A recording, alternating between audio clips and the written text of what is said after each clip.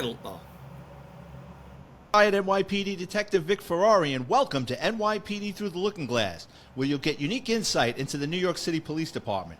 Before we get started, please check out my Amazon author page, where you'll find my series of behind-the-scenes NYPD books for $10 paperback and $2.99 ebook download, including the NYPD's Flying Circus, Cops Crime, and Chaos. On today's episode, we're joined by Mike Sullivan from State Sonar Search and Recovery Team that specializes in underwater sonar technology. The organization has been instrumental in retrieving numerous submerged vehicles, some of which have aided in resolving missing person cases. I want to welcome my next guest, Mike Sullivan. Mike, welcome to the show. Yes, thank you, Vic. Thank you for having me. No, listen, the pleasure is mine. I think you guys do great work, and I think our listeners are going to find what you do very interesting. Mike, tell our listeners about yourself and your company. Yeah, sure. So, I'm Mike Sullivan from St. Petersburg, Florida. And so I'm the founder of the organization, State Sonar. And what we specialize in, it's a special type of missing person cases. We deal with cases, and they're very rare cases. These are not common cases. They're when someone goes missing with their vehicle. So missing person cases where the vehicle is never recovered. 1, 2, 3 years go by, and whether it's a homicide or some type of other, thing that caused that disappearance, and that vehicle never shows up, those are the type of cases that either law enforcement seeks us out, or we actually target those cases and we contact the detectives ourselves and ask, offer our services on those cases.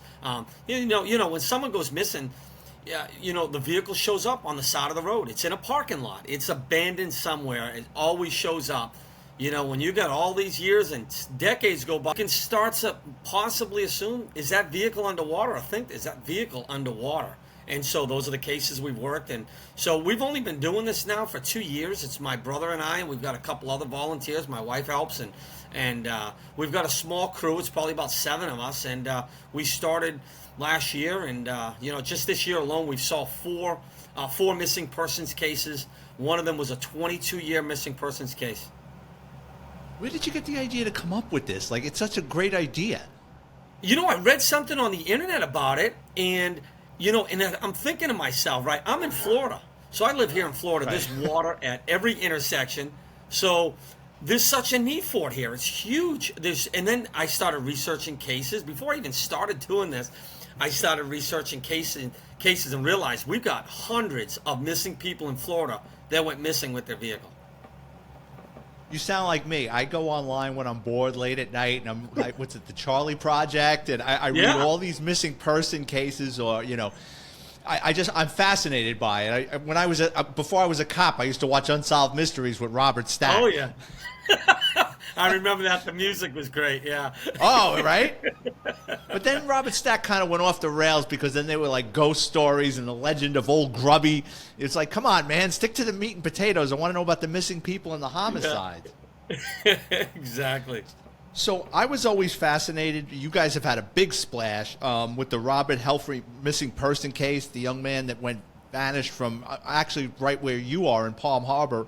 Tell us about that case and how you guys solved that. Yeah, so believe it or not, we were originally, I'll tell you how we got involved in that case. So we were working on the Brenda Starr Suffner case, right? That's also up there in Palm Harbor. And what happened was, I called the detective that was handling that case, and I said, hey, we're here, we're in the Tarpon Canal, we're doing some sonar work, and, I told him I was a sonar guy, and I just started up this organization, and he says to me, well, did you ever hear about the Robert Helfrey disappearance? And I says, no, what's that one? And so I didn't hear about this when he told me about it, and we talked for a while and gave me his thoughts. Then I started researching it online through Google and started working on the case. And I searched probably close to 150, 200 bodies of water. I was going out every single weekend. I'm talking 12-hour days from 7 in the morning till 8:30 at night, searching water with my little sonar boat, looking for his vehicle. And I started right from the bar where he was last seen and just worked my way to the apartments. And then, you start thinking about all these foul play things, and he had a girlfriend in Tampa. So I started searching over in Tampa by Ybor City. We went into Pasco County because supposedly some mafia guy killed him and brought him up there. So we were all over the place, just listening to rumors. It was just, we were shooting at the hip. But the detective that was handling the case, he always was steadfast in the thinking. He says, Mike, you need to block out the noise. He says, I'm telling you now, it was an accident. I've read the case. I know the case. I'm telling you now, don't listen to any of the hype. He was involved in an accident. I'm telling you. And so in the end, he was right. So, in the year and a half we were searching for him. And, we found him, it was in a community called the Trails neighborhood in Palm Harbor. And it's an upscale community. It's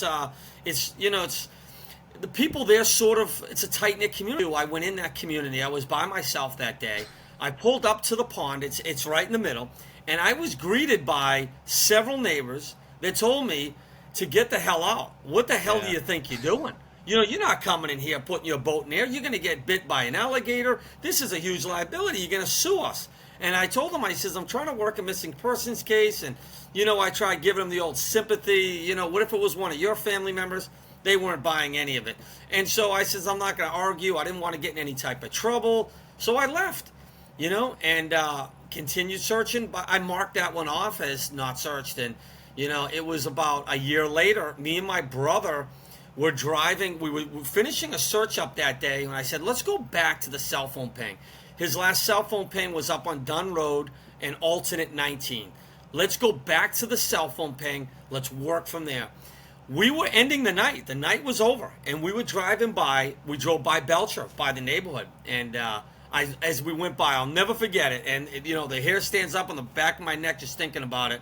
I looked out the passenger window. I said, John, my brother's name is John. I says, I tried getting in that neighborhood last year, and I got thrown out. We never searched that pond. My brother says, turn the truck around right now. We're going. And I literally whipped a U-turn on Belcher. We went, pulled right in there, and I stopped at the entrance of the neighborhood, and I said, let's prepare the boat. Let's get the boat ready to go, so when we get to the water's edge, we want to drop this thing and get in the water before anybody tries stopping us. So we did that. We got the boat in, and we backed off the shore, and we were already confronted by one neighbor. Already. We were not even there for 5 minutes, and we were confronted by a neighbor. He gets on the phone. He starts calling people from the homeowners association or something. I don't know what he was doing. Yeah. And before you know it, we had 2 or 3 people down there. And these people are saying, hey, what the hell are you doing? You can't go out there and this and that. And they called the cops on us. So they called 911. Pinellas County Sheriff showed up. And while all that was going on, I said, well, the hell of it. We're going to sonar the lake. We're waiting for the cops to show up. And we're not even out there 2 minutes. We're making our first pass 2 minutes. We've got a lock on a vehicle. And we just knew, based on the sonar images, you could tell it was a wagon. We knew Robert Helfrey was driving a Mitsubishi Outlander. So we knew, it's like a Subaru Outback. We got a wagon. So I'm thinking, oh my gosh, and in the meantime, while all that's going on, so I dropped the magnet on it. I tie a buoy to it, and the people are shouting and things are getting a little nasty. I told my brother John, I'm going to drop you off at the shore. You go talk to these people and keep these people sweet for a minute while the cops, and I'm going to go out there and take more images. Let me hit it from a couple different angles, And so I did that, and he's there talking to him. The cops showed up, and, they wanted us trespassed right away. And so I told my brother, I says, we definitely have a car, and then we wanted to dive it. So Ken from Recon Dive Recovery is another organization, a guy we team up with, a good friend of mine, Ken Fleming. He shows up. Just as the cops show up, he shows up. And I said, Ken, suit up and get in the water right now. He says, but I'm going to get arrested. I said, they're not going to arrest you, trust me. In the meantime, I'm trying to call Detective Ron Chalmers, detective.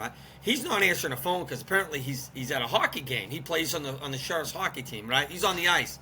So he's not answering the phone. The deputies that were there called his boss, and he's the head of the homicide and robbery division. This guy comes down, and he's in, shorts and flip-flops. It looks like he just got woken out of bed, this guy, And so he's talking to the 2 deputies. They finally get Ron on the call. I don't know what's going on. I don't know what they're saying. And Ron's boss comes over to us and he says, hey, we just talked to the people from the association. They're going to let you dive. They're going to let you dive on the car. So we got the approval. Ken dove in the water, and Man, I'll tell you what, it was emotional because, a year and a half's work. I had gotten really close with the family, with Bob's daughters, his mom. I knew the whole family. I knew, his good friend Bob Sheridan. Just even his boss Brian up at the Thirsty Marlin restaurant, and his wife, so it was bittersweet, and to know that all that work that we did, and finally this family's going to get answers. I wanted this so bad for his daughters. I wanted it so bad for his mom, who's 82. And by the way, Bob's dad passed away a couple years ago, and Bob's dad looked for his son every day of his till the day he died. Wanted to know every time a John Doe showed up, his dad was there. It was his life mission to find his son, and unfortunately, he passed away and never got to find out what happened to him. He was so close. I mean, Betty lives less than 2 miles from where this home, where the pond was at, and 17 years.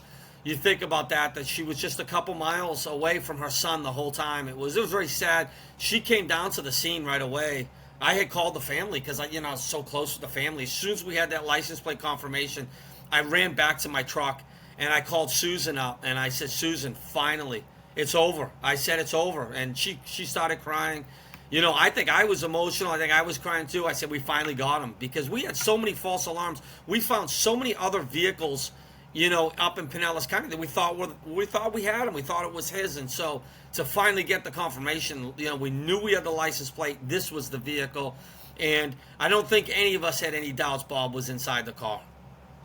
I think it's brilliant because this is what I read, that your diver, the water was so murky that he ran his hand over the license plate and was able to trace it and say, okay, A, B, C. I think that was brilliant, because you would say, oh, well, it's in murky water, we'll wait till they pull it out. I thought that was brilliant what he did. So I want to elaborate on that. So the visibility was zero, and he did it all by touch, okay? And so when the detectives all showed up that night, they says, well, what type of vehicle is it? He says, well, I don't know. And the detectives started scratching their heads. So what do you mean you don't know? He says, well, I got the license plate number off it. And they said, did you see the license plate? He says, no, I didn't see it. I did it all by feel. And so they doubted him.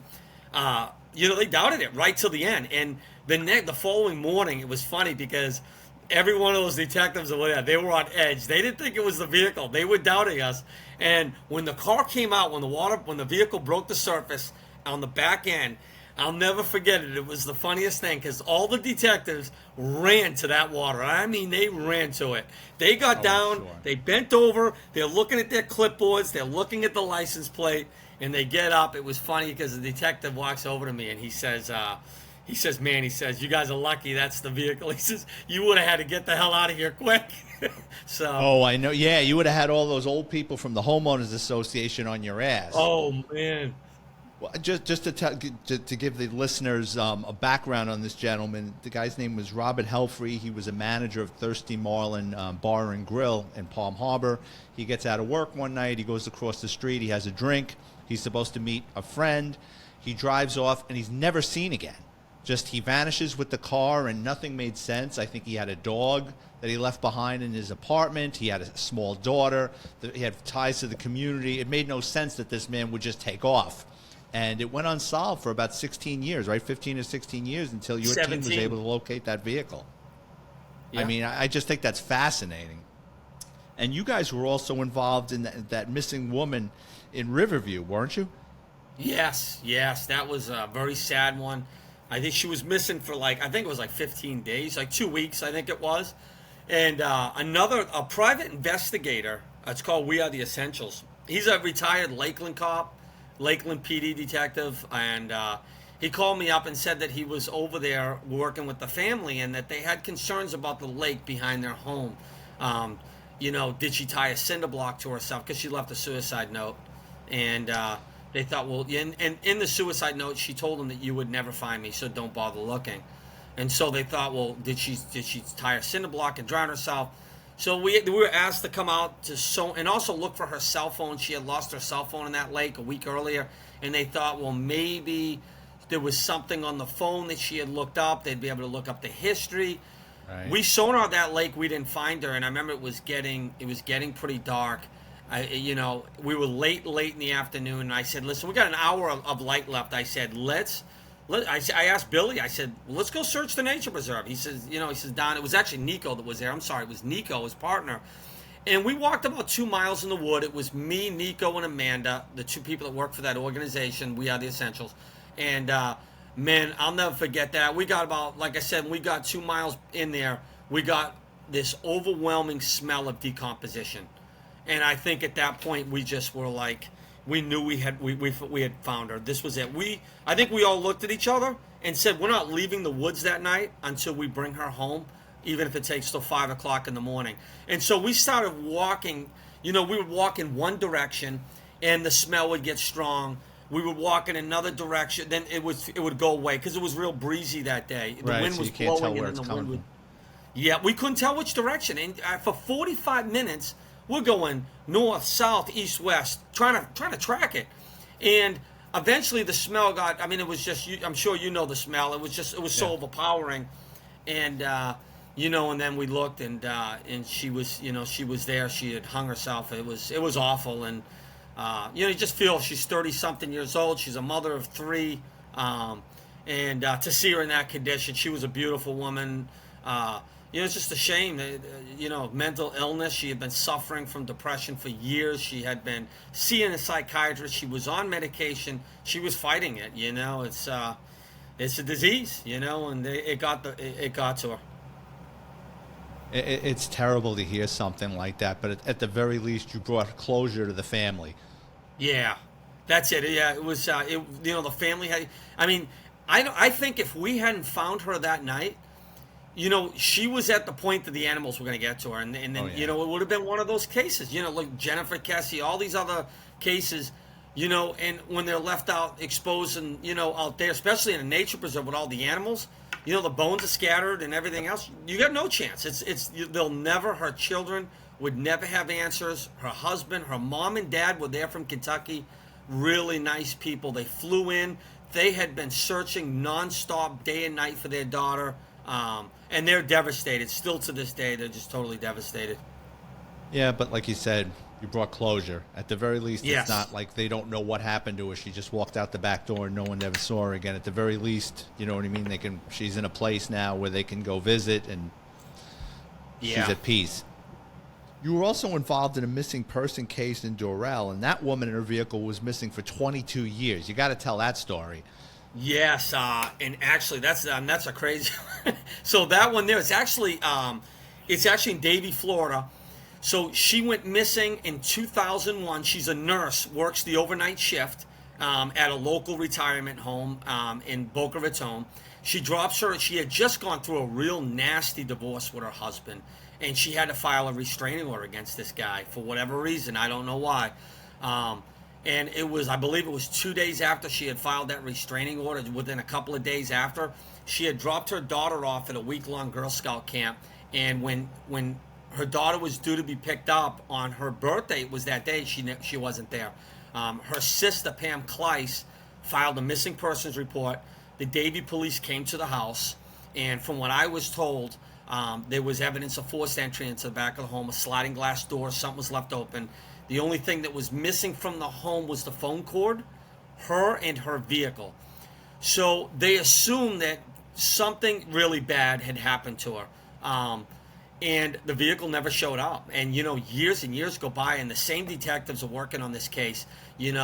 Next thing you know, a decade goes by. Now, when the vehicle didn't show up, the Davie police, they were on top of it. They actually had their sonar team checking bodies of water around his residence. He had moved up to Pompano. So they thought, well, he probably dumped her in a body of water where he can walk home. So they were searching up there. They had searched down by Davie. And so, we knew about this case. Believe it or not, there's 4 missing persons cases in that town of Davie with vehicles involved. So we had a lot of a reason to go down there. So I contacted the detective and I said, hey, we noticed you guys have 4 cases. We're going to be in your jurisdiction, and we're going to be searching water. And we're well aware of Karen. We're well aware of Libby DeBenito. We got John Gallardi, and we got Howard Von Grateau. 4 cases ranging from 1986 all the way up till 2006, actually. So, these are cases that we've been working on. But we found that vehicle, so we were just a couple miles from the home. It was the second body of water we searched that day. We're running a bass on the backside of the lake. We got to hit 30 feet to the left of the boat. And Britton Lockhart, good friend of mine, he suited up. He dove on it, confirmed we had a Saturn, and I called the detective right away, and he didn't believe us. We had to send him the photos, the underwater video photos, to show him, hey, we have a white Saturn. And when he saw those pictures, everything changed. He says, I'm on my way down there.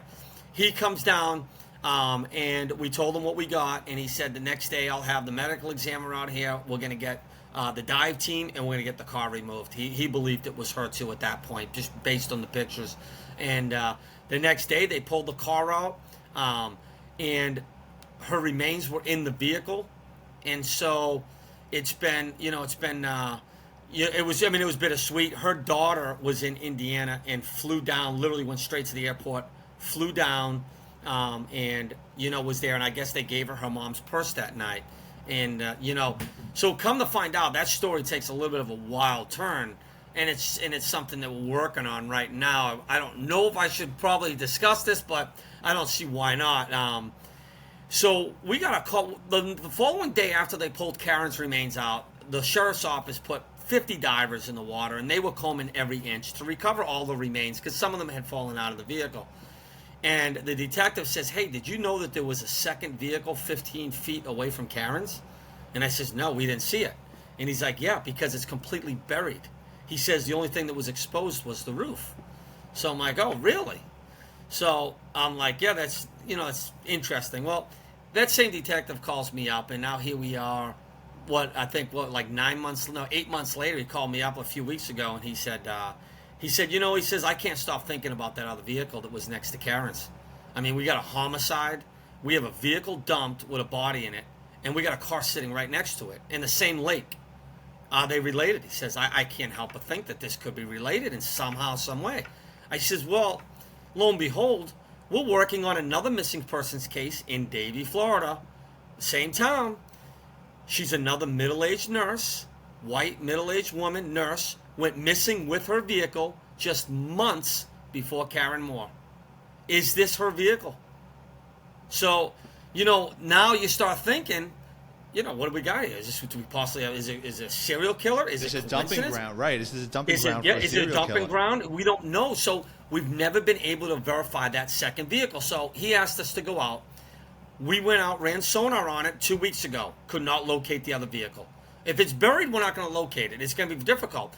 So I suited up along with Ken from Recon Dive Recovery. We spent 30 minutes in the water and just feeling around the bottom. Now you got to keep in mind, there's no visibility down there. It's awful.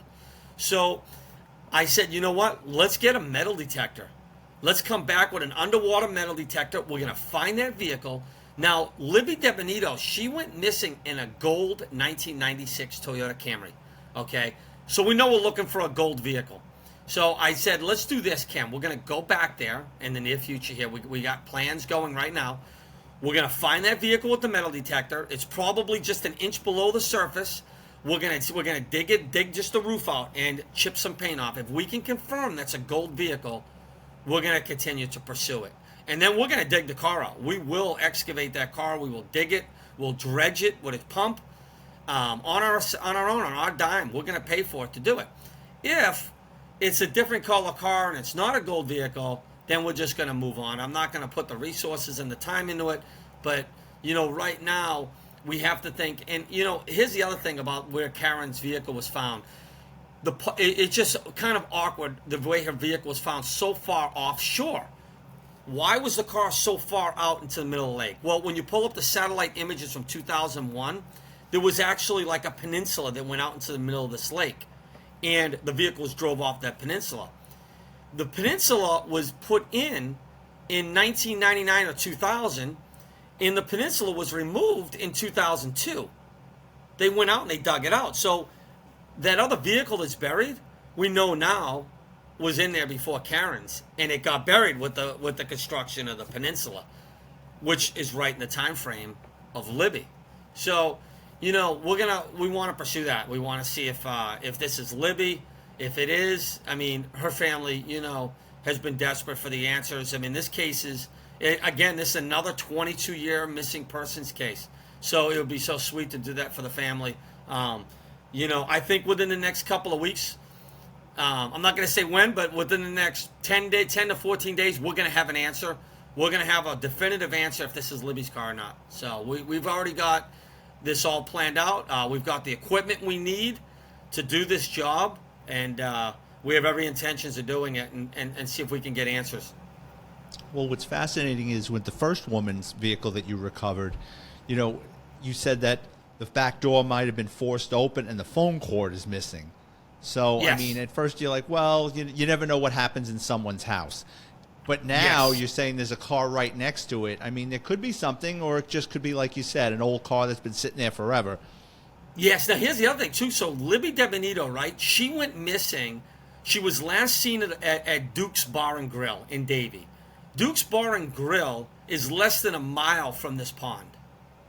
And it's no longer business. The bar closed down, I think, within a year of her disappearance. It's long gone, but it was there on Nova Road. And there's now a new restaurant there. It's a new bar. It's on the other side of Nova Road. That's where she was last seen. And so, I mean, even if we were searching for her, we always start our searches where these people were last seen. So, that's why we've been searching water over there in Davie. We've got so many cases. We got, John Gallardi's another one missing 2006, an elderly man with dementia. And then we got another guy that had diabetes that were missing in 1986. So there's a lot of people in that town missing. There's a lot of water in Davie. But as far as Karen goes, as of right now, there has not been an arrest made in that case. But I feel like they're getting close. They're the main suspect, which is her ex-husband, obviously. He now lives in an assisted living facility up in Indiana. He's in his mid to late 70s. He's not in good health. I know that the detective working that case through all those years, 22 years, he kept in close contact with Karen's daughter, and he also kept in close contact with her ex-husband. I know that he said, I asked him, I says, how often do you talk to this guy? And he said, he says, I check in on him at least once a month to let him know I'm thinking about him. But the guy was never, he was never ready to talk. He never confessed. They knew he did something with the vehicle. They knew they had a feeling that Karen, if they found that vehicle, they would most likely found Karen inside the vehicle. So as of now, they don't know what they've got. They found her, but they're not sure if it's a homicide yet, or it's just maybe she drove into the canal.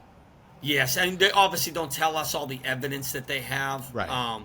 But it's they keep everything. They keep all that stuff from us, and we just search for them.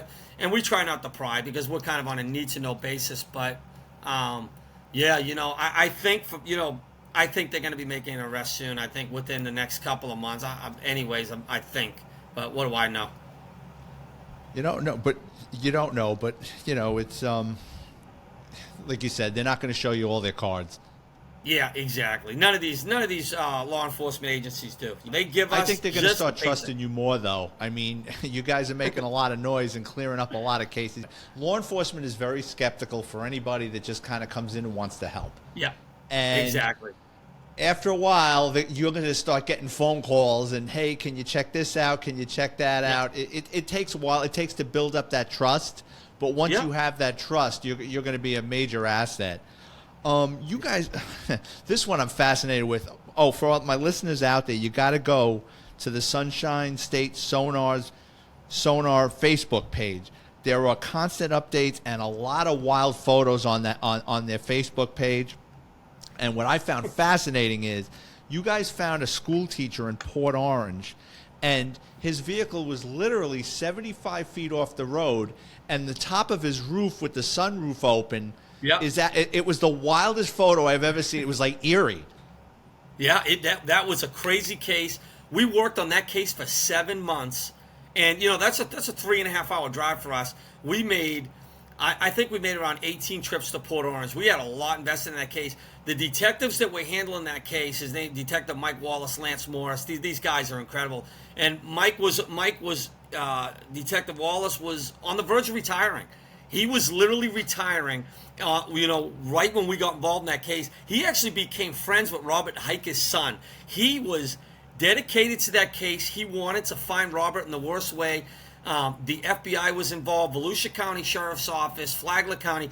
They had their sonar guys out. They had helicopters, drones. They did massive ground searches.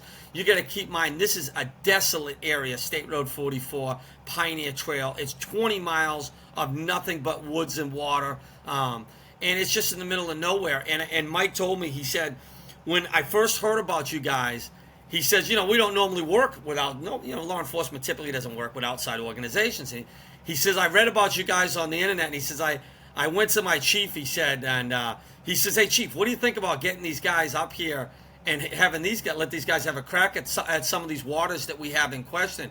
And he says, the chief looked at me, he says, Mike, he says, do whatever the F you need to get this case solved, and so he called us up. We went up there, we met with him and his partner, who was taking over. He was a younger detective, and he was sort of taking over on the case. He says, I'm retiring next week. He said, so this is Lance Morse. He's the new detective. And so we built a relationship with them. They came out with us. We searched 12 hours that day, and they were with us the entire day. And then we stayed the next day on that original weekend. So we knew where we stood. We just kept checking water, pond after pond after pond. And then, as the years went by, the years started going by, before we even got involved, they started to suspect foul play. And they started thinking, well, we have his cell phone ping in this area, but because we haven't found him, did somebody throw his cell phone out the window of the vehicle? So, that came into play. And so we spent quite a bit of time searching back in Orlando. Now, just to give you a little backstory on this guy's a 30-year school teacher. Was just about to retire. This guy's a beloved member of the community of Port Orange, small, tight-knit community. And he went to see his girlfriend that day. He lives by himself. He goes to Cape Canaveral Shores, which is about 45 minutes south of his home. Then he drives eastbound to Orlando to visit his girlfriend. He leaves his girlfriend's in the wee hours of the night to get home, because he's got to work on Monday. It's late Sunday night. Now we're in early hours, 3 a.m. Sunday morning. And the police and FBI tracked his cell phone, and they said that his cell phone was traveling at speeds of 100 plus miles per hour on Interstate 4 going through Orlando. So they know he was driving extremely fast. They got him going at 80 plus miles an hour down State Road 44. Then right in the area of Pioneer Trail, which is a fork in the road, which takes to his house, the cell phone comes to a dead stop. And it was stationary for 7 minutes, and then the cell phone goes dead. So they researched with Apple how long would a phone last underwater and everything else. So when we started working on this case, eventually, and it was against kind of, I don't know if the police were that excited about us doing this, and it's not something we normally did, and I talked to the detective, and I said, hey, we really feel like we want to do it. I know you guys did a ground search, and we don't do ground searches. That's not what we do. But in this circumstance, let me wrangle up as many people as I can get, and we're gonna drive in a convoy of trucks on the side of State Road 44. I'm gonna have 8 vehicles, and every time we see an opening in the woods, we're gonna have pickup trucks, and I'm gonna have 3 or 4 people jump out and walk in the woods and look for his vehicle. And we did that. It was an idea, dude. Yeah, and we did that. It was 30 miles, and you know what? It was that search was the reason, because we did that search, we found him. We didn't find him that day, but we were going down Pioneer Trail in that area where that canal was, and you can't see it from the road. We walked in the woods because we saw an opening, and we saw a small canal. We had no sonar equipment with us that day. The water levels were high. The canal was probably 12 feet deep. What we did not know was that we were standing 5 feet from Robert Hiker. We were all standing at the water's edge looking at it. I went back to the truck. I grabbed the magnet that I had on a rope, and we said, let's just toss a magnet in there. We started tossing a magnet. Didn't catch on anything. And I just said, we'll keep this in mind, but we don't have any sonar equipment. There's nothing we can do. It seemed so far-fetched that he would be in there. Fast forward, we left there. We continued our search. Fast forward that was in November. Now we're in April, so we're 5 months later. 5 months later, we had organized another search. We wanted to go back and recheck a couple of bodies of water. And it was me and Ken from Recon Dive Recovery. My brother calls up, and he says, hey, Mike, he says, do you remember that body of water we found that was set back in that little canal in the woods during the ground search? And I'm like, yeah, I do remember that, John. He's like, just go over there and check that. Put the sonar equipment in there, because we never did. I said, that's a good idea, John. I said, do you remember where that was? And he says, no, not really. It was somewhere down Pioneer Trail. I said, let's see if we can find it on Google Earth. We had no luck. I called Shelly. She's another one of our volunteers. I said, Shelly, remember that body of water that where we found that was in the woods? She says, yeah, I know exactly where it is. She drops me a pin on Google Earth and says, Mike, it's right here in the woods. Perfect. I said, so that day, we were getting towards the, I'd say, midpoint of the day. It was just after lunch. And I told Ken, I says, we got this is next on the list. We're going to go recheck this one. And we get there. We walk in the woods. We're walking around it. He was at the far end. And we were just about to leave. And we said, you know what? Ken's like, why don't we walk all the way around it? Let's see what's at the other end of it.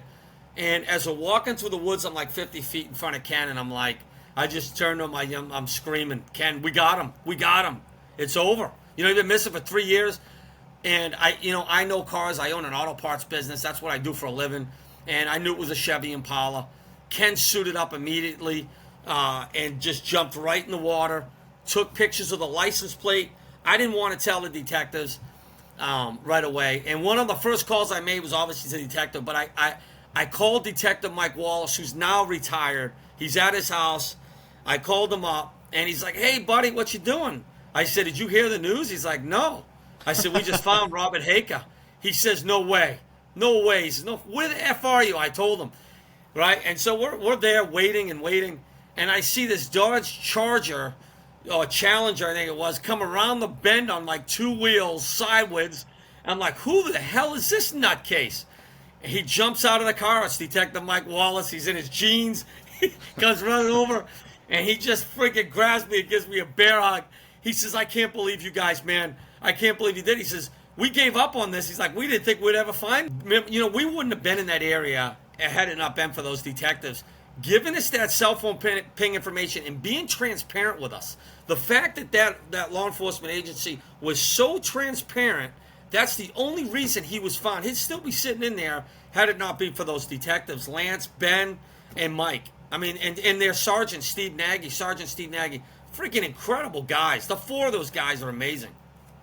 Yeah, like I said, once you guys start picking up steam and other law enforcement agencies are going to vouch for you, because these chiefs talk at these conferences and things, and they're like, yeah, I heard about that Sunshine Sonar recovery. Yeah, you know, they're good guys, and you're going to get a lot more cooperation, I think, in the near future. It'd be nice. You should. And I stalk your Facebook page all the time because I just find it fascinating. What's the story with this guy that went missing, Carlton, Ireland? Do you think there's foul play in that case? Yeah, I'll tell you what, that's a case that we can't get law enforcement to cooperate with. It's Zephyr Hills Police Department. They're a small agency out there. What we were told, so we contacted this organization called Black and Missing. It's an organization that works with African-American black families of missing people.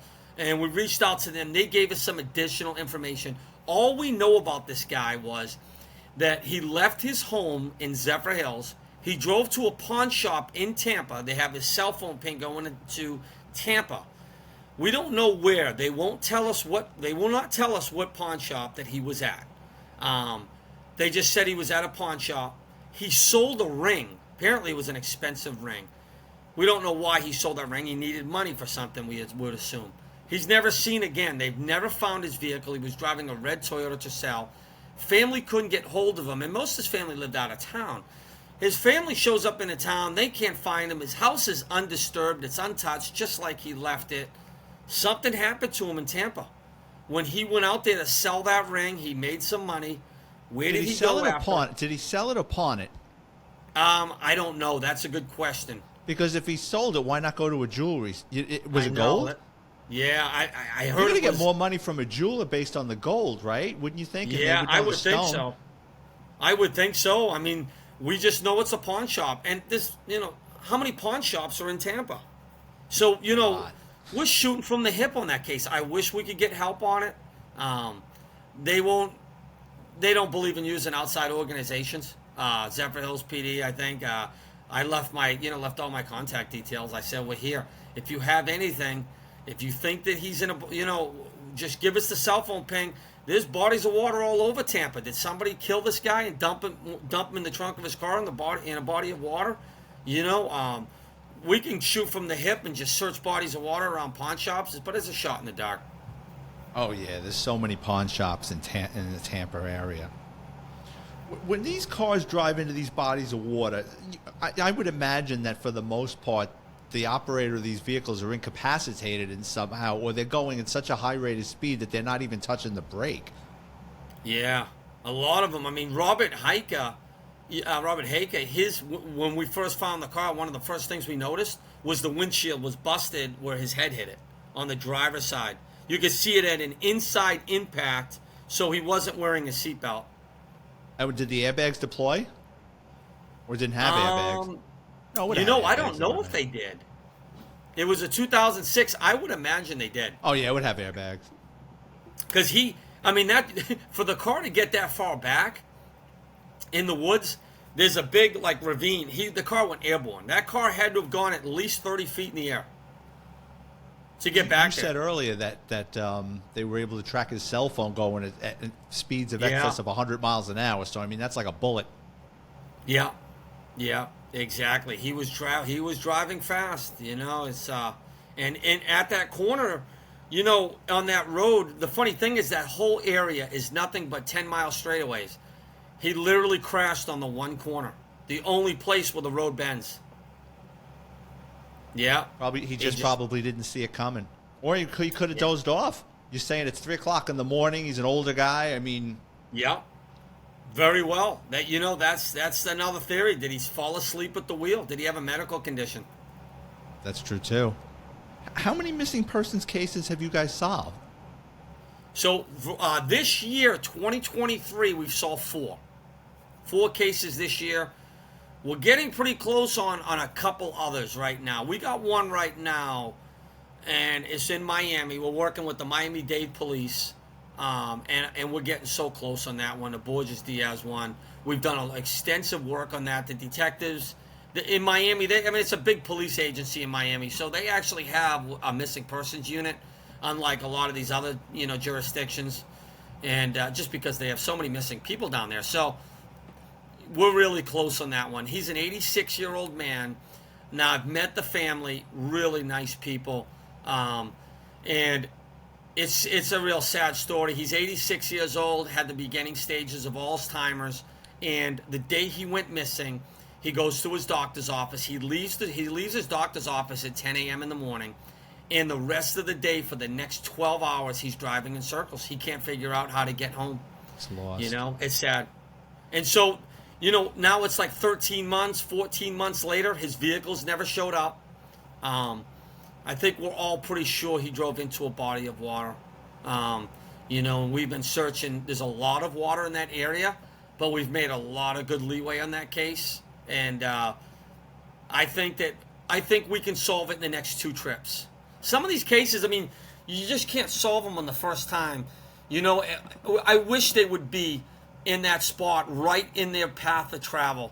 And it never works out that way. It's always they're off the beaten path. We never get a case where, oh man, it was right on their way home. They're always 4 or 5 streets off, and you think, what the hell were they doing over this way? It was the same way with Robert Halfrey. Why would he pull in there? Why would he drive into that neighborhood? It's almost like they get distracted and like they're looking at their phone, or they make the wrong turn, and then they get frustrated, or something happens. Yeah, exactly. This guy is like, there was a couple locations that we first passed over because we didn't think you could get in the water. But then when you look at the satellite imaging on Google Earth and you go back a year, you can see that the terrain was different. And, areas that have guardrails now did not have guardrails a year ago, believe it or not, in that area. So it's crazy. So we went down there 3 weeks ago. We worked with their detectives, nice guys. We found 5 or 6 vehicles in less than 24 hours, submerged vehicles. Not one of them were his. One of them was on the turnpike, on the Florida Turnpike. We're going to dive it again to see if there's anybody in it. It's got front end damage. The headlights are all busted out. It's in a retention pond on the on-ramp to the Dolphin Expressway off the Florida Turnpike. and the headlights and grill are all missing off the truck. I got the license plate number. The detective ran it. It came back to a '99 Chevy S10. It wasn't reported stolen. The vehicle's not reported stolen. It was registered to a business in Miami that's like only like 2 miles from this pond. I don't know what's going on with it, but I told the guy, I said, we'll go back there. Well, let us take a closer look at it, because I dove on it. It's pretty dark down there. I mean, I was by myself, and it was just me and my brother on that trip, and I was looking inside the cab of the truck because the windows are all rolled down, and I didn't see anything on the floorboards. But a pile of bones on the floorboards. That truck's been underwater since 1999. It was last registered in '99, so you can assume the truck's been there since '99. It was brand new when it was drove in there. Which case is this? This is another case we're working. It's the Borges Diaz case. The gentleman's name is Borges Diaz. So it's the missing persons case out of Miami-Dade. From how long ago? 14 months ago. Okay. So to be honest, Vic, we don't touch a case. I normally don't like to touch cases unless the vehicle hasn't showed up for at least a year. Because I don't want to sit there. There's a lot of guys out there that are like ambulance chasing, and as soon as someone goes missing, they're already assuming that the vehicle's underwater. How can you assume the vehicle's underwater? The guy's been missing 2 days, for crying out loud. Yeah, and that's kind of jumping the gun. Do you guys have any plans to search the outskirts of the Everglades? No, but not the Everglades, but I'll tell you what we want to do, and I'm passionate about this, and I wish that we could get some funding for this from the state. I mean, we talked about approaching the governor's office, Governor Ron DeSantis, or getting a politician to back us. But what I want to do is, the program Road Rangers. It's it's a private entity, something similar to that, and we wouldn't be asking for much, but and we could sell it to the state on an environmental standpoint. These vehicles that we're recovering underwater, they're leaking chemicals. They're seeping harmful chemicals into the water. That's affecting the ecosystem, the environment, the wildlife. It has a significant impact on all that. Why would you want these vehicles in the water? We just in the minimal searches we've done on the Florida state highways, we found 3 vehicles, submerged vehicles, in the highway ponds already. So what I'd like to do, I firmly believe, and this is just me, that if we were to search all the ponds on the state highways, talking Interstate 95, Interstate 75, the Florida Turnpike, state roads only, I'm so sure of it that we would be able to give closure to so many families that are missing loved ones. I believe they're on the highway. Highways are high-speed accident locations, and at nighttime, once a vehicle goes off the road at night, it's like going off into the abyss. You can't see anything. It's going straight into the pitch dark. And if there's a body of water down there, it's gone. You're not going to see it. How many missing people are in those ponds on those highways? I know that there's got to be a handful of them. There has to be a handful of them. Well, since you've been doing this, how many vehicles have you recovered? Over 200 submerged vehicles.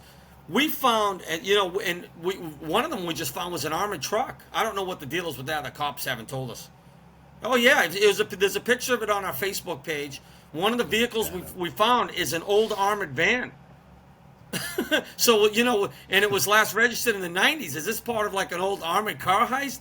What's the deal with that? The cops swept it away. I don't know what they did with it. I'm not sure what the deal is with that. I never really asked. We did dive on it, and the funny thing is, when I dove on the van, the visibility was horrendous. I didn't even know it was an armored truck until they pulled it out.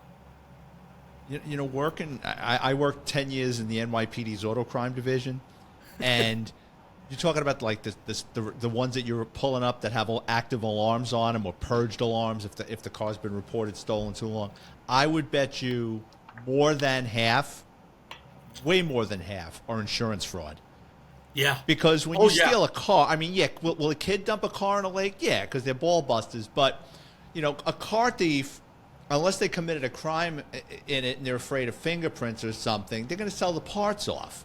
There's no motivation to dump it in a lake. They'd rather bring it to a chop shop or take the fenders off it and bring it somewhere. So a lot of times what people do is they'll drive it into the lake, they'll wait a week, they'll go to the police and go, I looked out my window, my car is gone. 30 days later, if they have comprehensive insurance, the insurance company cuts them a check and their car's never to be found again. Because I was looking at some of your photos, and there was a cinder block on the accelerator. So you know that's insurance fraud. I mean, come on. Who's going to screw around doing something like that? Exactly. It was kind of funny you say that, Vic, because we pulled the truck out. I'm not going out of Tampa with the Hillsborough County Sheriff's Office, right? This truck comes out, and the tell sign, there's one key in the ignition. I'm sorry, Vic, but who the F drives around with one key? You know what I'm saying? That's an insurance who job. walks around with one key? So they took their keys off the keychain. It was kind of funny. And the deputy that was there was a female deputy. She was funny. She called the guy up on the phone right there from the scene. She's like, hey, we just recovered your truck. And by the way, the guy's a firefighter. He's a firefighter, the guy that owns the truck. Oh, you found my truck. And it was stolen 10 years ago. She's like, yeah, I found your truck. She says, she says, let me know if you want your key back. I got your key. It was in the ignition. He says, oh, no. He says, I have my keys for that truck. She says, no, you don't. The key's right here in the ignition. So she was kind of busting his chops a little, They knew it was insurance fraud, Yeah, but it's more than 10 years. Statute of limitations on a felony is 5 years, so they really can't do anything about it. What was the most amount of vehicles you found in one body of water? 32. 32 vehicles in one body of water. It's called the Finger Lake, and it's at Airport Lake. It's about 1 mile from Miami International Airport. We found a car in there from the 1940s, and then some cars dating all the way back to the early 2000s. Yeah, it was a 1949 Mercury, right? Yeah, 1949 Mercury. What a cool car. How long do you think it was down there for? That thing's had been in the water for 50 plus years. Oh, really? You think it's been in there that long? Oh, it's so brittle you can put your finger right through it. Oh man, I would love. But the car's still in that car. But here's the thing: is if you look at the shell of the car, it's still in amazing condition. It's still, it's like it's all still there, but it's fragile. I touched the license plate, and it just went poof.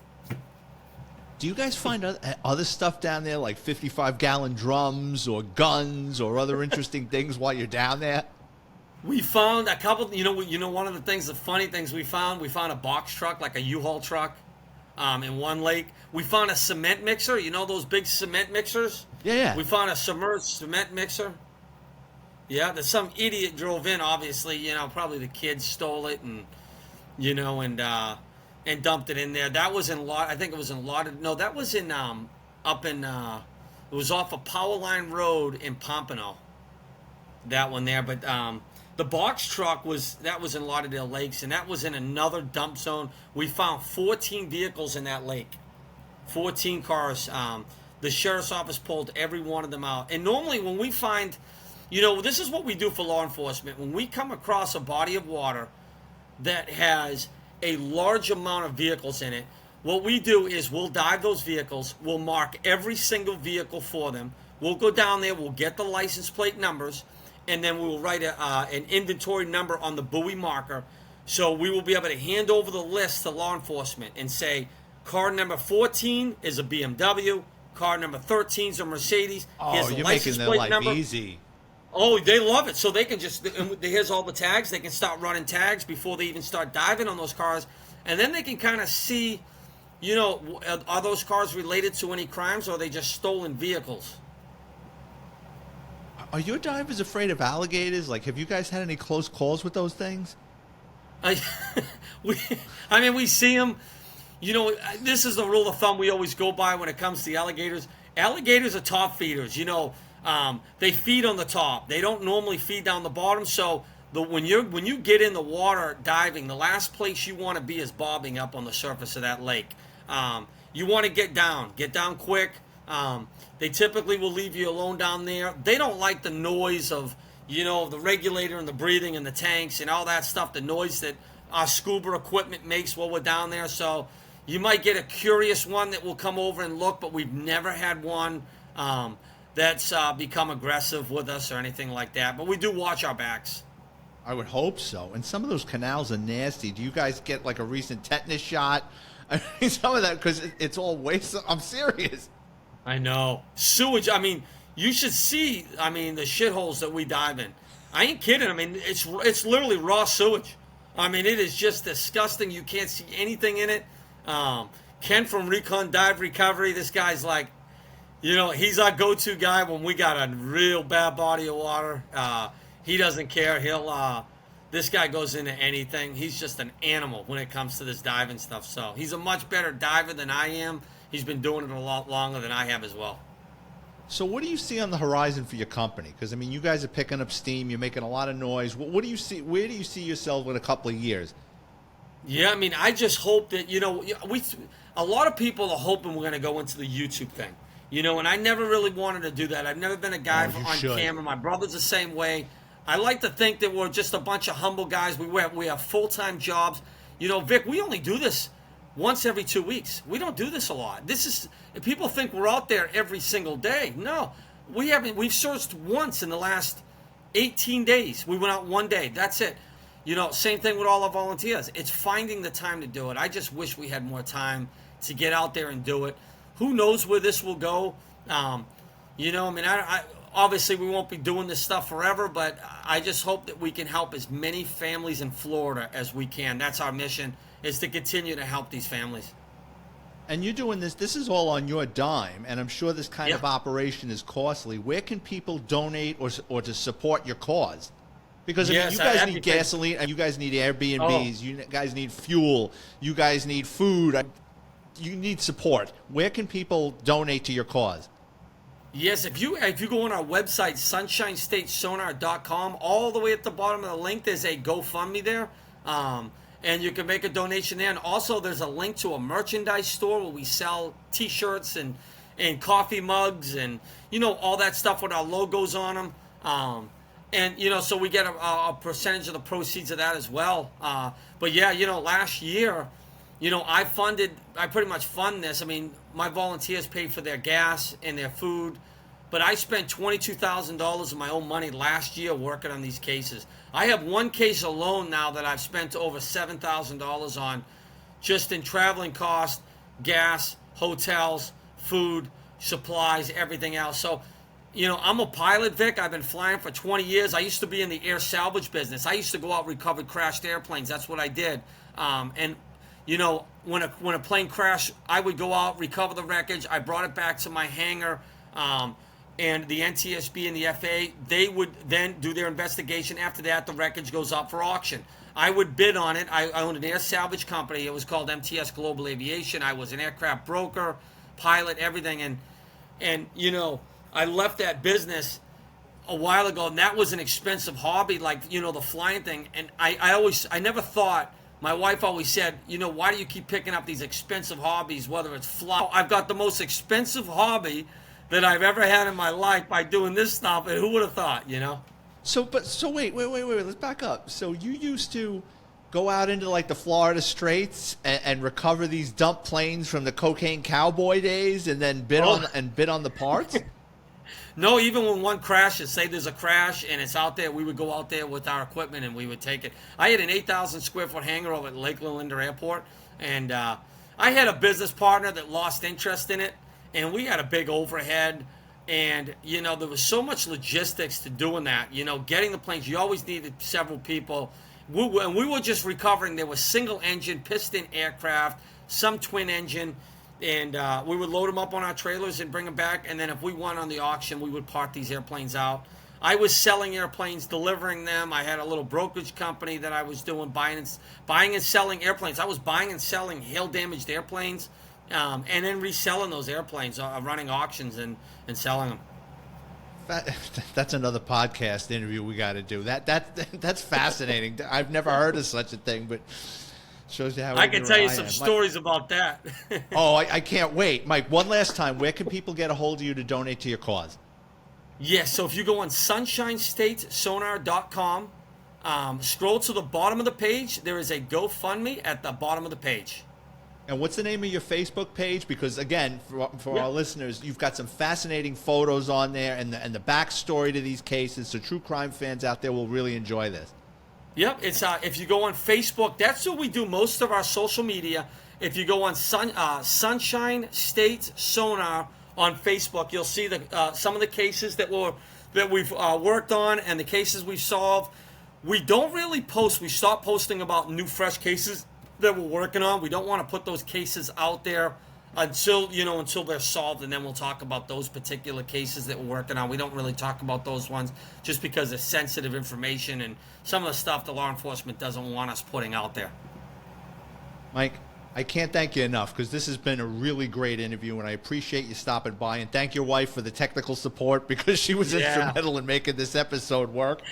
I also want to thank everyone for tuning in, especially my listeners in Guilford, Connecticut, Sherbrooke, Quebec, and Rockland, California.